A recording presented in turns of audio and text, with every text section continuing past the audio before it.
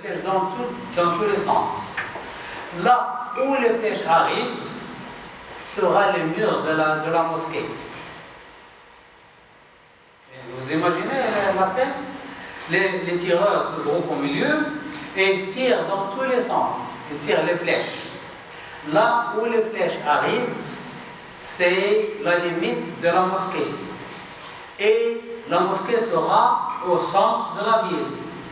Et de la mosquée, on trace les routes, on trace les rues.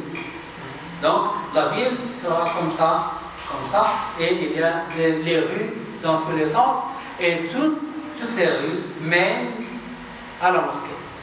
Là où vous êtes à Al-Fustat, vous prenez la route ou la rue, et vous arrivez à la mosquée centrale.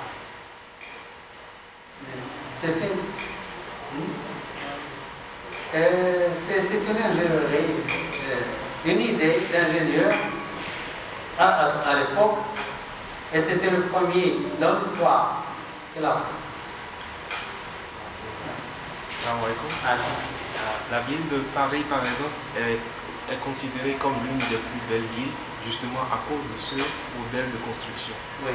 Parce qu'ils ont construit ce qu'on appelle l'arc de triomphe. Et à partir de l'arc de triomphe, il y a des rues qui descendent au niveau de l'arc.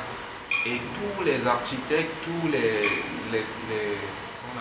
urbanistes sont tous d'accord par rapport à cette caractéristique particulière qui fait de la ville de Paris l'une des plus belles villes au monde. Et c'est justement ça que Omar a fait. C'est l'idée de Omar. C'est la même modèle de construction.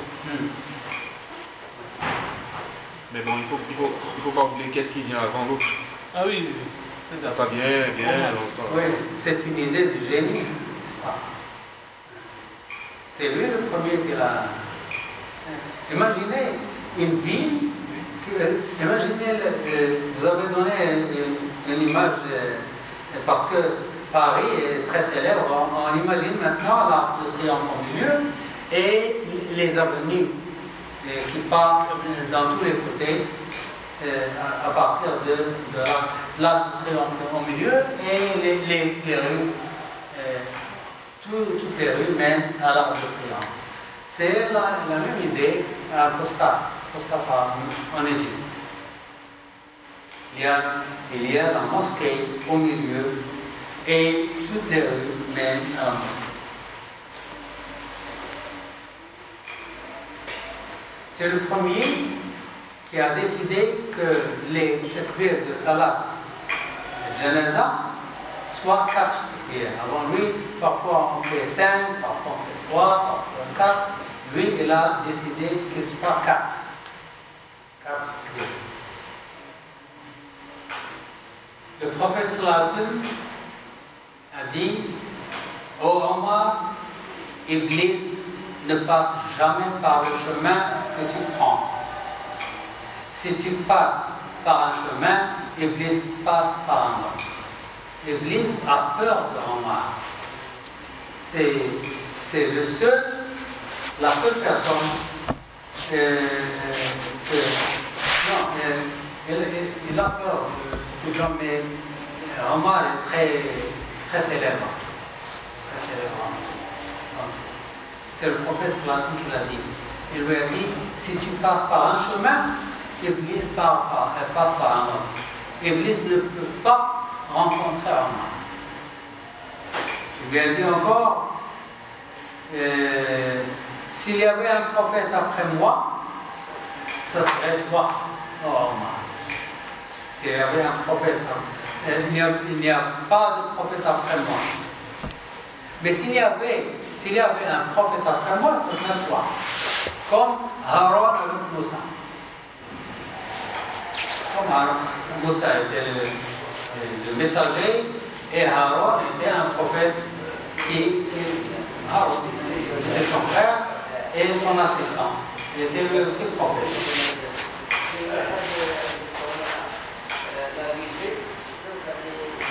Maintenant, les affaires générales. Il a chassé les Juifs de la péninsule arabe. Le prophète a chassé les Juifs de Médina. Il a chassé Ben Nadir, il a chassé Ben Nadir, elle a chassé Khaybar. Omar Mukhtar a chassé les Juifs de la péninsule. Elle a donné une pension à chaque habitant du pays, même aux enfants qui terminent leur allaitement. Tous les habitants musulmans, il y a ce qu'on appelle Beit Mal.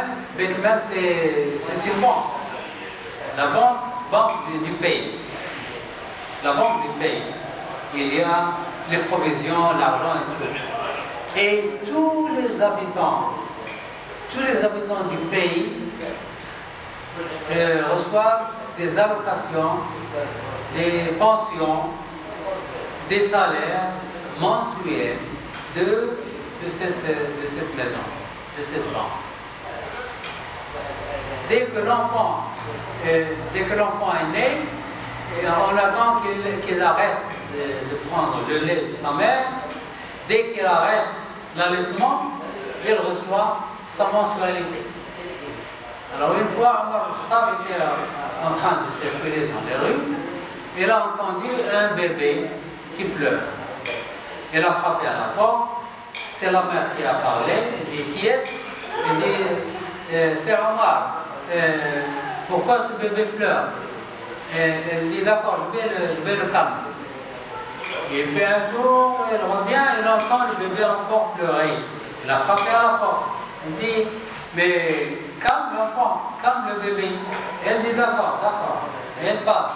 Il fait un tour, il revient pour la troisième fois, elle entend le bébé encore pleurer. Elle a frappé à la porte et elle a dit à la mère, pourquoi tu n'as pas calmé le bébé? Elle dit mais c'est à cause de Omar. Il donne l'argent aux enfants qui arrêtent l'allaitement. Moi, je l'ai arrêté l'allaitement pour gagner la mensualité. Et lui, il pleure, il a envie de boire le lait. Alors il lui dit, donne-lui le lait. Et le matin, va chez Omar et tu vas prendre l'allocation, la mensualité. Et le matin, il a fait la salade de Fajr. Et lorsqu'il a fini, il a commencé à pleurer. Il dit, oh Allah, excuse Omar. Combien de bébés il a tué? Il a tué beaucoup de bébés parce qu'il ne leur a pas donné de mensualité. Oh, musulmans, n'arrêtez pas de donner le lait à vos enfants. Dès que vous avez un nouveau-né, venez l'enregistrer pour avoir sa mensualité. Alors, chaque personne dans le pays reçoit une somme d'argent mensuellement. Et